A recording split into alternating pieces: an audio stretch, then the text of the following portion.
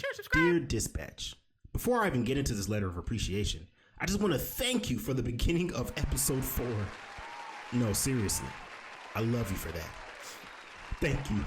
Yes, we get superpowers. Yes, we get superpowers. I'm sure you devs over at Ad Hoc Studio are on social media as well, so you can relate to what I'm gonna say.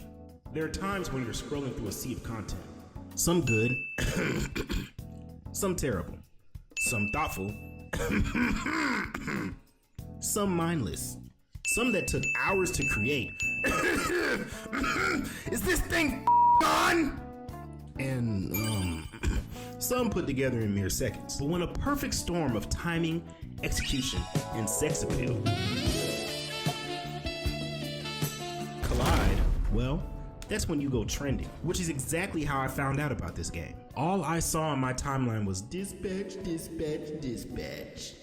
On top of that, when I got off my phone and I walked to my fiance's office, I see her watching a Dispatch playthrough. So at that point, understandably, as a premier gaming content creator, I'm feeling pretty disrespected. I mean, I like superheroes, I'm a great decision maker, and contrary to my appearance, you racist, I like all types of video games, even story-based ones with semi-tactical gameplay. So, I did what any sane, talented, handsome, and well-versed gamer would do. I paid $40 for your game and beat it in less than 24 hours. Now, I won't sit here and lie to you. Paying $40 for a video game and beating it in less than a day is a little head-scratching.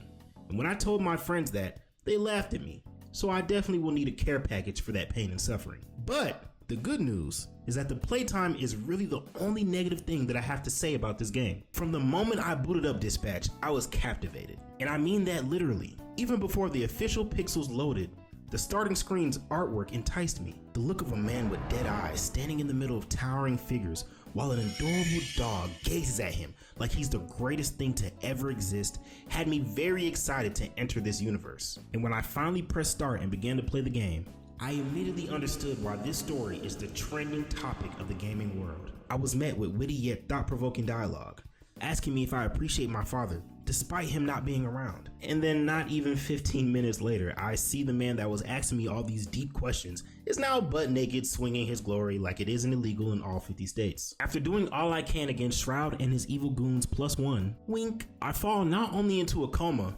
but also into a beautiful story.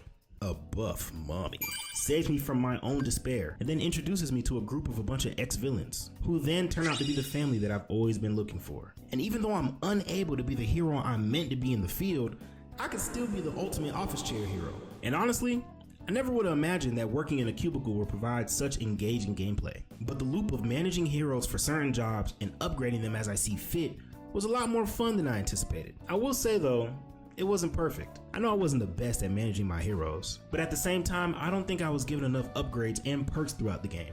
Knowing that I need to maximize these heroes and ideally use as few of them as possible for each task, I think upgrade points could have been given more frequently, maybe even some being given during cutscenes from certain dialogue choices. Not to mention, across all shifts I did better than 90% of all players. Suck on that, you bunch of nerds. But somehow, I never ranked up high enough to unlock the third perk. I'm not sure why you guys chose to be so stingy with points and perks, but considering there's only 8 shifts and that's all the gameplay we get, we could have gotten way more.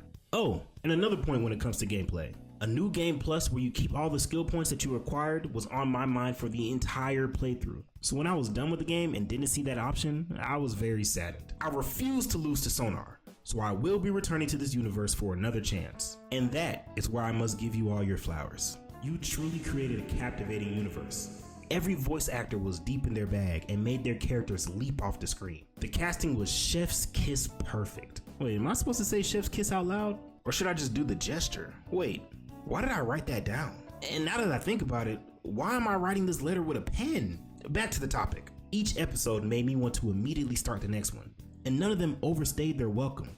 But at the same time, none of them felt too short. In this day and age, that's a phenomenal achievement. I have the attention span of a grape, so playing a game that's basically a show and never feeling disengaged is some Game Award level shit. Excuse my French, but I mean, come on. You played your game. It's filthy. I really hope DLC is on the way. But damn, Does that mean I'm gonna have to spend another 20 ball on this game? Well, if that's the case, all I can say to that is shut up and take my money. Because one, I know the game probably would have been like 30 bucks if you didn't have to pay Aaron Paul all that money.